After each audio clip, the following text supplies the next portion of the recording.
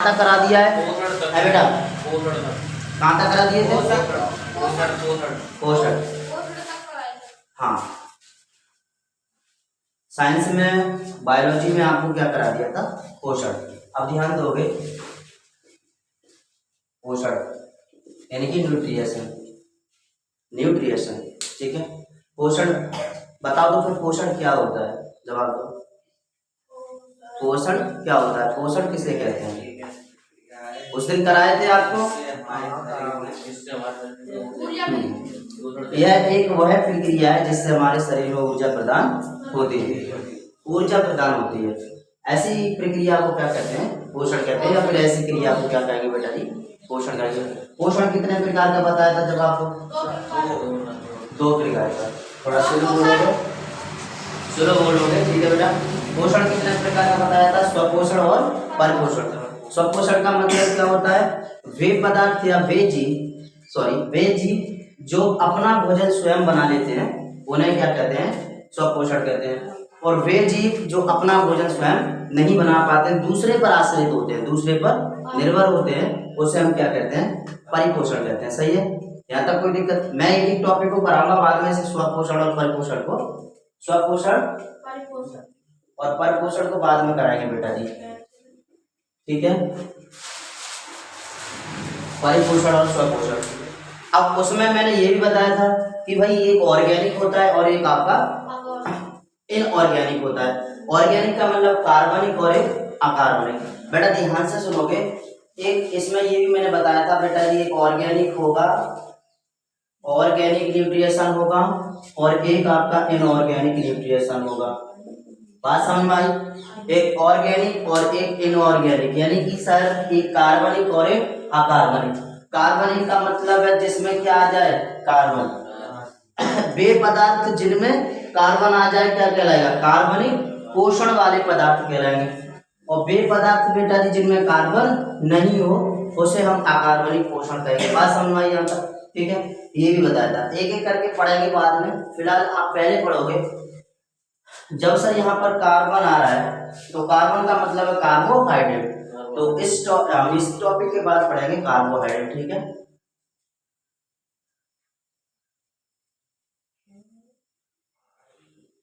यहाँ तक तो क्लियर है? यहाँ तक क्लियर? कोई दिक्कत नहीं? करा भी दिए थे। अब देखो, पहले मैं आपको 3 मेन पॉइंट बताना चाहूंगा, थोड़ा सा ध्यान से सुनोगे बेटा। नंबर 1, आवाज कोई नहीं करेगा। Number 1 carbohydrate. Number 2 fat. Number 3 protein. Number 3 क्या होगा बेटा जी? प्रोटीन। देखो ध्यान से, कार्बोहाइड्रेट हिंदी में भी लिख देते हैं, कार्बोहाइड्रेट। फैट मतलब वसा, प्रोटीन मतलब प्रोटीन। समझ में आएगा यहाँ तक? ठीक है। यहाँ पर 3 मैटर लिखे हुए हैं, एक आपका कार्बोहाइड्रेट है, एक आपका फैट है और एक आपका प्रोटीन है। तो थोड़ी सी बात को ध्यान से समझोगे बेटा जी।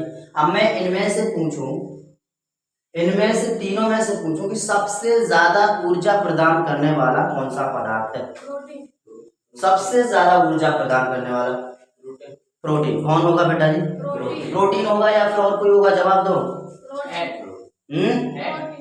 सबसे ज्यादा ऊर्जा प्रदान कौन करेगा? तो फैट। ये सबसे ज्यादा ऊर्जा प्रदान करता है, सबसे अधिक, सबसे ज्यादा बताएंगे अभी। सबसे ज्यादा ऊर्जा प्रदान, सबसे ज्यादा ऊर्जा प्रदान कौन करेगा? फैट करेगा। उसके बाद कौन करेगा बेटा जी? प्रोटीन। और सबसे कम ऊर्जा कौन प्रदान करेगा? कार्बोहाइड्रेट। यहाँ पर समझो, इनके मात्राएं भी होती हैं। सबसे ज्यादा मतलब ये 9.4 कैलोरी के समथिंग ऊर्जा प्रदान करता है। 9.4 कैलोरी, मैं कैलोरी भी बताऊंगा क्या होता है। 9.4 कैलोरी के समथिंग ऊर्जा प्रदान करने वाला पदार्थ कौन है? फैट है। सही है, कौन है आपका? फैट। आगे ये बेटा जी, ये 4 जो आपका प्रोटीन है वो 4.3 कैलोरी के समथिंग ऊर्जा प्रदान करती है हमारी बॉडी को, हमारे शरीर में। हमारे शरीर में 4.3 कैलोरी की समथिंग ऊर्जा प्रदान करती है। और कार्बोहाइड्रेट है, कार्बोहाइड्रेट बेटा जी आपका 4.2 कैलोरी समथिंग। एक बात याद रखो, प्रोटीन और कार्बोहाइड्रेट समथिंग इक्वल होते हैं, बिल्कुल समथिंग बराबर होते हैं, लगभग क्या होते हैं बेटा जी, बराबर होते हैं। ठीक है, कार्बोहाइड्रेट और प्रोटीन लगभग बराबर। सबसे ज्यादा ऊर्जा प्रदान कौन करेगा, फैट। सबसे ज्यादा ऊर्जा प्रदान कौन करेगा, फैट यानी कि वसा। उससे कम कौन करेगा, प्रोटीन। उससे कम कौन करेगा, कार्बोहाइड्रेट। अब इस कैलोरी का मतलब समझो बेटा, ध्यान से सुनो। आप, हाँ, आपने बेटा जी, अगर मैं मान रहा हूं आपने किसी मैटर को, किसी भोज्य पदार्थ को 1 ग्राम खाया, कितना खाया, 1 ग्राम। सीधी सी बात समझना बेटा जी, किसी पदार्थ को अगर आपने किसी मैटर से, किसी पदार्थ, किसी भोज्य पदार्थ को 1 ग्राम लिया तो 1 ग्राम में होता है 4.2 कैलोरी। बात समझ में आई, बात समझ में आई बेटा जी। कितना होगा, 1 ग्राम में 4.2 कैलोरी होगा। कितना, 1 ग्राम में, 1 ग्राम में 4.2 कैलोरी होगा, याद रख लो। अब यहाँ पर कितना है, 9.4 कैलोरी है, यहाँ पर 4.3 कैलोरी है, यहाँ पर 4.2 कैलोरी है। तो 4.2 कैलोरी, इसका मतलब सर हमें 1 ग्राम में 4.2 कैलोरी की ऊर्जा प्रदान हो रही है। यहाँ उसी के समथिंग है। यहाँ क्या है, एक, यहाँ देखो 4 दूनी 8 हो गया और 9 है समथिंग। तो यहाँ हम कह सकते हैं सर, यहाँ पर जब हम किसी भोज्य पदार्थ को 2 ग्राम में ले रहे हैं, कितने ग्राम, 2 ग्राम में ले रहे हैं समथिंग, 2 ग्राम में ले रहे हैं, तो कितना बैठ रहा है, 9.4 कैलोरी बैठ रहा है। बोलो समझ में आया बेटा जी, कोई दिक्कत यहाँ तक, ठीक है। तो आप इतना याद रखोगे सर, 1 ग्राम में कितना होता है, 4.2 कैलोरी होता है। सही है, इस पॉइंट को नोट कर लो पहले। देखो बेटा, बातचीत नहीं करो आगे। अभी भी हमने पढ़ा था कार्बोहाइड्रेट, फैट और प्रोटीन। कार्बोहाइड्रेट, वसा और प्रोटीन। अब यहाँ पर एक प्रोटीन को थोड़ा सा दोबारा से समझोगे, प्रोटीन, ठीक है। प्रोटीन का मेन काम है, ध्यान से सुनोगे बेटा जी, प्रोटीन का मेन काम क्या होता है, बच्चों में क्या करना, बच्चों में वृद्धि करना, बच्चों में वृद्धि करना। बात समझ में आई बेटा जी, बच्चों में वृद्धि का काम किसका है, प्रोटीन का। बच्चों में वृद्धि का काम प्रोटीन का। आगे आपने देखो होंगे जो बुजुर्ग लोग होते हैं, बुजुर्ग बड़े बूढ़े लोग होते हैं, यानी कि वृद्ध, क्या कहेंगे बेटा जी, वृद्ध। जो वृद्ध लोग होते हैं उसको भी मेंटेन कौन रखे रहता है, प्रोटीन। उनको भी मेंटेन कौन किए रहता है बेटा जी, बताओ, जवाब दो। उनको भी मेंटेन कौन रखता है, प्रोटीन। मेंटेन का मतलब है मेंटेनेंस, एकदम उनको उनकी देखभाल रखना। जैसे मेरी बात समझो, मेंटेन का मतलब मेंटेनेंस। जैसे कोई ज्यादा बुजुर्ग लोग हैं, ज्यादा बुढ़ापा आ गया है और उसके दांत वांत निकल चुके हैं, खाना वाना अच्छे से नहीं खा पा रहा है, तो सीधी सी बात है, थोड़ा सा किसी भोज्य पदार्थ को लेता हुआ, खाता हुआ, थोड़ा थोड़ा, जिससे अपना गुजारा कर रहा हो। अच्छी तरह से मतलब पेट नहीं भरता है, सीधी सी बात है। तो आप ध्यान से सुनोगे बेटा जी, जो प्रोटीन है, प्रोटीन उस वृद्ध लोगों को मेंटेन रख पाती है। इस ध्यान से समझोगे कैसे, कि ये हमारी बॉडी में, यहाँ पर जगह जगह पर क्या, पूरी बॉडी में असंख्य कोशिकाएं, कितनी है, असंख्य कोशिकाएं, बॉडी में असंख्य कोशिकाएं। और कोशिकाओं में ये अंतर प्रदत्त जालिका होती है, अंतर प्रदत्त। देखो बेटा, प्रत्येक कोशिका में एक जालिका होती है जिसका नाम होता है अंतर प्रदत्त जालिका, अंतर प्रदत्त जालिका, ठीक है। और वही अंतर, उसे इंग्लिश में बोलते हैं endoplasmic reticulum, endoplasmic reticulum. Endoplasmic reticulum की स्ट्रक्चर कुछ इस तरह होती है बेटा, ध्यान से सुनोगे, कुछ इस तरह स्ट्रक्चर होती है भैया, कुछ इस तरह स्ट्रक्चर होती है। इसका हाफ हिस्सा है और यह हाफ हिस्सा है। एक हिस्सा ये स्मूथ होता है, ध्यान से सुनोगे सभी स्टूडेंट, एक अगर स्मूथ वाला हिस्सा है और एक बेटा जी रफ वाला हिस्सा है, क्या होगा, रफ, क्या हो जाएगा, रफ। बात समझ में, देखो एक बेटा रफ है और एक आपका स्मूथ है। रफ माने खुरदुरा, रफ माने क्या होगा, खुरदुरा, और स्मूथ मीन्स चिकना, स्मूथ मीन्स चिकना। बेटा चिकने का मतलब समझो, जहां पर चिकना वर्ड आ गया सर वहीं पर क्या आ गई, फैट आ गई। क्या आ गई, फैट आ गई, यानी कि वसा आ गई। बात समझ आई। चिकने का मतलब वसा। आपने देखा होगा जब हम किसी अनाज को, जैसे गेहूं को ले लो, तो गेहूं को चबाते रहे, चबाने के बाद उसका जो जूस है फिर निकल लेते हैं, निकलने के बाद जो छिक्कल बचता है वो चिकना चिकना हो जाता है। कैसा बेटा, चिकना। वही क्या है, वही क्या है, सेम उसी तरह। बात समझ में आ गई ना। आगे ये जो रफ देख रहे हो, खुरदुरा वाला जो पार्ट है, जो भाग है, यहाँ पर जहाँ पर खुरदुरा, यहीं पर क्या किसका निर्माण होता है बेटा जी, प्रोटीन का। किसका, प्रोटीन का। ध्यान से समझोगे सभी छात्र, ये चिकना है तो ये आपका खुरदुरा है, ये प्रोटीन वाला पार्ट है, यहीं पर प्रोटीन का निर्माण होगा। अगर वृद्ध लोग अच्छे से खाने को एक्सेप्ट नहीं कर पा रहे हैं, खाने से ऊर्जा को एक्सेप्ट नहीं कर पा रहे हैं, तो फिर ऊर्जा प्रदान कौन करेगा, प्रोटीन। तो फिर ऊर्जा प्रदान कौन करेगा बेटा जी, प्रोटीन। बात समझ में आई। सीधी सी बात है, बच्चों में वृद्धि हो रही है प्रोटीन के द्वारा, किससे, ऊर्जा से। किससे बेटा जी, वृद्ध लोग मेंटेन हुए रखे, यानी कि वो अपना समय व्यतीत कर रहे हैं, उससे चल रहे हैं, किससे, प्रोटीन के द्वारा, ऊर्जा से। बात समझ में आई, ठीक है, प्रोटीन के द्वारा, ऊर्जा से। देखो दोबारा समझो, प्रोटीन के दो कारण, एक बच्चों में वृद्धि, जैसे हम लोग हैं, हमें क्या करेगा, वृद्धि, हमें क्या करेगा, विकास करेगा, वृद्धि करेगा, हमारे शरीर को एकदम स्ट्रॉन्ग, इनकी प्रोटीन्स देता रहेगा, जिससे हमारा शरीर लूज ना हो, वीकनेसिंग ना हो, अच्छे से अपने हिसाब से एडजस्ट करे रहता है। और छोटे छोटे बच्चे उनमें क्या करे रहता है बेटा जी, विकास करे रहता है, वृद्धि करे रहता है, उसको बढ़ाना, उसमें शारीरिक वृद्धियां करना। समझ में आया। आगे जो वृद्ध लोग हैं उसको मेंटेन रखना, किसके द्वारा, ऊर्जा के द्वारा।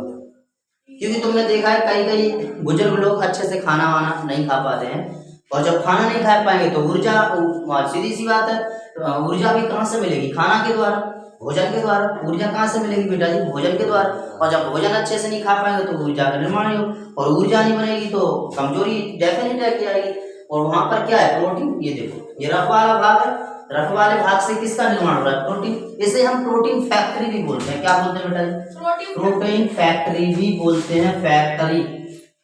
बात समझ, इसे प्रोटीन है। यहाँ से क्या बना, प्रोटीन। प्रोटीन बनने के बाद इसने क्या दे दिया बेटा जी, ऊर्जा दे दी, जिससे वो क्या रहते हैं, मेंटेन रहते हैं, एकदम चलते रहते हैं। बात समझ में आ गई, कोई दिक्कत, सही है यहाँ तक, ठीक है, इसे नोट कर दो। अगर आप पढ़ रहे हो तब भी पूरा जितना हो सके वहां तक पूरा पढ़ने की कोशिश करें, और टीचर पढ़ा रहा है तब भी आप डिटेल में ही पढ़ो, और टीचर का भी फर्ज होना चाहिए कि स्टूडेंट को एक एक कंटेंट को बताए।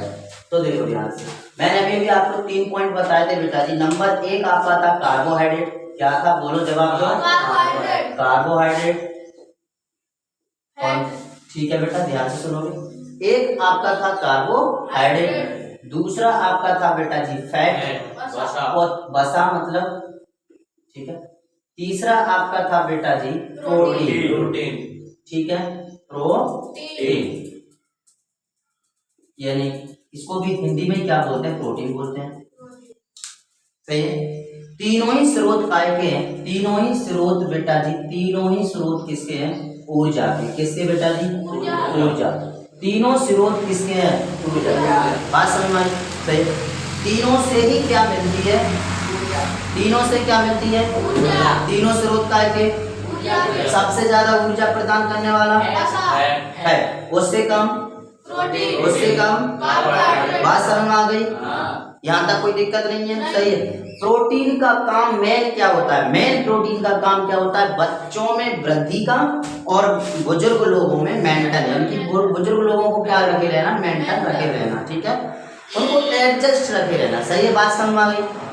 इतना तो आपका 3 पॉइंट है। अब पहला हेडिंग डालोगे सभी छात्र, कार्बोहाइड्रेट, और कार्बोहाइड्रेट को यहाँ समझोगे अच्छी तरह से।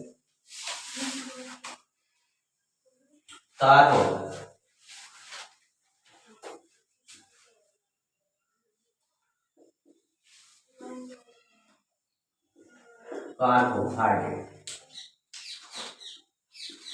हिंदी में भी लिख रहे हैं बेटा, एक एक छात्र को समझ में आना चाहिए।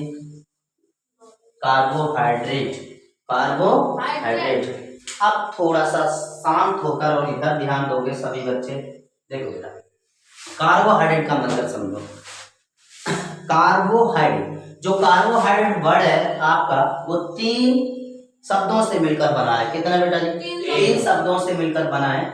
नंबर 1 कार्बन, नंबर दो बेटा जी ऑक्सीजन, नंबर 3 हाइड्रोजन। बात समझना ध्यान से। Number 3 hydrogen.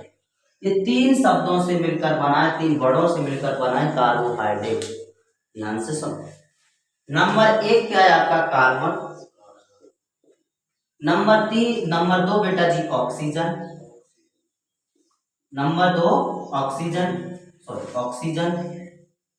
नंबर 3 है आपका हाइड्रोजन। एक एक स्टेप को, एक एक कंटेंट को ध्यान से देखोगे सभी छात्र। देखो बेटा, कार्बोहाइड्रेट 3 वर्डों से मिलकर बना, एक आपका कार्बन, ऑक्सीजन और हाइड्रोजन। ध्यान से देख लो, पूरे वर्ड को देख लो। कार्बो, देखो बेटा, कार्बन आ गया, वो ऑक्सीजन आ गया, हाइड्रेट हाइड्रोजन है या नहीं है? जवाब दो। ठीक है, तो कार्बोहाइड्रेट 3 वर्डों से मिलकर बना आपका एक कार्बन, ऑक्सीजन और हाइड्रोजन। यहां तक कोई दिक्कत? सही है। तो सुनो, इन वर्डों से मिलकर, अब इन वर्डों से मिलकर जो वर्ड है वही क्या है आपका? कार्बोहाइड्रेट। इन शब्दों से मिलकर जो शब्द बना है वो क्या है बेटा जी? कार्बोहाइड्रेट। अब यहाँ बात उठती है कि सर कार्बोहाइड्रेट किसे कहते हैं? कार्बोहाइड्रेट की डेफिनेशन, बात ध्यान से समझोगे सभी छात्र। कार्बोहाइड्रेट की बेटा जी डेफिनेशन यानी कि परिभाषा। सर कार्बोहाइड्रेट किसे कहेंगे? कार्बोहाइड्रेट किसे कहेंगे? ठीक है, कार्बोहाइड्रेट किसे कहेंगे? कार्बोहाइड्रेट। तो यहाँ पर क्या होगा? जो पदार्थ हमारे शरीर को तुरंत ऊर्जा प्रदान कर देता है उसे तो ग्लूकोज होता है, और ग्लूकोज का मतलब क्या है? कार्बोहाइड्रेट। ठीक है, तो सीधी सी बात है, ऊर्जा प्रदान करने वाले पदार्थ को क्या कहते हैं? कार्बोहाइड्रेट कहते हैं। बात समझ में आई बेटा जी? ठीक है, अभी लिखना नहीं है, समझना ध्यान से, साथ में बताऊंगा तब लिखोगे आप। ओके, कार्बोहाइड्रेट किसे कहेंगे? हमारे शरीर को जो पदार्थ ऊर्जा प्रदान करता है उसे हम क्या कहेंगे? कार्बोहाइड्रेट। सही है यहाँ तक? ठीक है, पहले आप इतना पॉइंट नोट कर लो बेटा, उसके बाद इसकी डेफिनेशन लिखोगे। यहाँ बात उठती है कि सर कार्बोहाइड्रेट को हिंदी में क्या कहेंगे? कार्बोहाइड्रेट एक्चुअल हिंदी में है क्या? तो कार्बोहाइड्रेट को हिंदी में बेटा जी शर्करा कहते हैं, याद रखना। क्या कहेंगे भैया? शर्करा। कार्बोहाइड्रेट को हिंदी में शर्करा, कार्बोहाइड्रेट को हिंदी में शर्करा। सही है यहाँ तक? ठीक है, जहां पर शर्करा वर्ड आ जाए समझ लेना क्या है? कार्बोहाइड्रेट, और जहां पर कार्बोहाइड्रेट समझ लेना क्या है? शर्करा है। कोई दिक्कत बेटा? अब समझ लेते हैं इसके प्रकार कि कितने प्रकार का होता है। तो नंबर 1, नंबर 2 और नंबर 3। ठीक है, देखो 1, 2, 3 कार्बोहाइड्रेट के प्रकार कितने? 3, और 3 प्रकार का कार्बोहाइड्रेट होता है। नंबर 1 बेटा जी monosaccharide,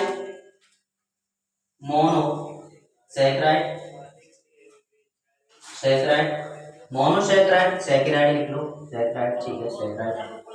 number 1 monosaccharide, number 2 disaccharide, number 3 बेटा जी पॉलीसैकेराइड।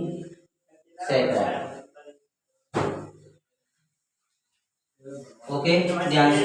नमस्ते बेटा, देखो मोनोसैकेराइड, डाइसैकेराइड और पॉलीसैकेराइड, इसे हिंदी में भी लिख रहा हूँ। Monosaccharide, monosaccharide.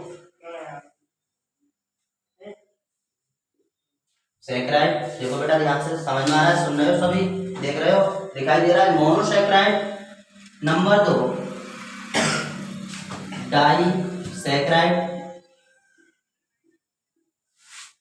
मोनो और डाइसैकेराइड। फिर उसके बाद नंबर 3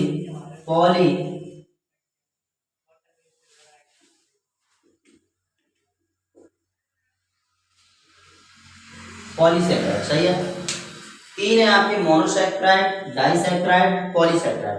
तो कार्बोहाइड्रेट कितने प्रकार का?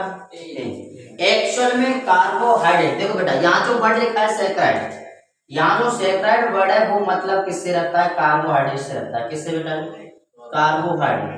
एक्चुअल में सैकेराइड भी एक क्या है आपका? कार्बोहाइड्रेट है। जो आपका लिखा है मोनोसैकेराइड, सैकेराइड क्या है बेटा जी? कार्बोहाइड्रेट। बात समझ में आई? अगर मैं कार्बोहाइड्रेट बोलूँ तब भी सैकराइड, और सैकराइड बोलूँ तब भी कार्बोहाइड्रेट, बात एक ही है। मैं यहाँ पर मोनो कार्बोहाइड्रेट भी बोल सकता था, डाई कार्बोहाइड्रेट और पॉलीहर कार्बोहाइड्रेट, बात तो एक ही है। मैं सैकराइड बोल रहा हूँ, सैकराइड और कार्बोहाइड्रेट एक ही चीज है, अलग नहीं है, ठीक है, याद रखना चाहिए इस बात को। अब 3 प्रकार का, एक मोनो, एक डाई और एक पॉली। मोनो में क्या होगा, जिसमें वे कार्बोहाइड्रेट या वे पदार्थ जिसमें बेटा जी कार्बोहाइड्रेट का एक मॉलिक्यूल्स होता है। कितना बेटा जी? एक मॉलिक्यूल्स मतलब एक अणु होता है। पहले डेफिनेशन को ध्यान से सुनना सभी छात्र, उसके बाद एक एक पॉइंट को डिक्लेयर करूंगा। तो वे सैकराइड यानी कि वे कार्बोहाइड्रेट जिसमें कार्बन का कितना होता है, एक अणु होता है। कितना बेटा जी? एक अणु होता है, यानी कि कार्बोहाइड्रेट का, हम यहाँ पर बोल सकते हैं कार्बोहाइड्रेट का एक अणु होता है, सही है। आगे, वे पदार्थ जिसमें बेटा जी, वे सैकराइड जिसमें कार्बोहाइड्रेट के दो या दो से अधिक अणु होते हैं। बात समझ में आई? ठीक है, वे सैकराइड जिसमें 2 या 2 से अधिक अणु होते हैं डाई कहलाता है। आगे, वे सैकराइड जिसमें बेटा जी बहुत से, यानी कि एनी मतलब बहुत, ठीक है, यहाँ पर लिख सकते हैं 3 से ज्यादा या बहुत से, क्या होगा जी बेटा जी? बहुत से अणु। बात समझ में आ रही? जिसमें एक अणु क्या कहलाएगा? मोनो, जिसमें 2 या 2 से अधिक क्या कहलाएगा? डाई, और जिसमें 3 से ज्यादा यानी कि बहुत से अणु होंगे वो क्या कहलाएगा? पॉली कहलाएगा। तो इतना सा छोटा सा टेबल आप बना लीजिए इसे, और फिर मैं एक एक करके इसका लिखाता हूँ, ठीक है।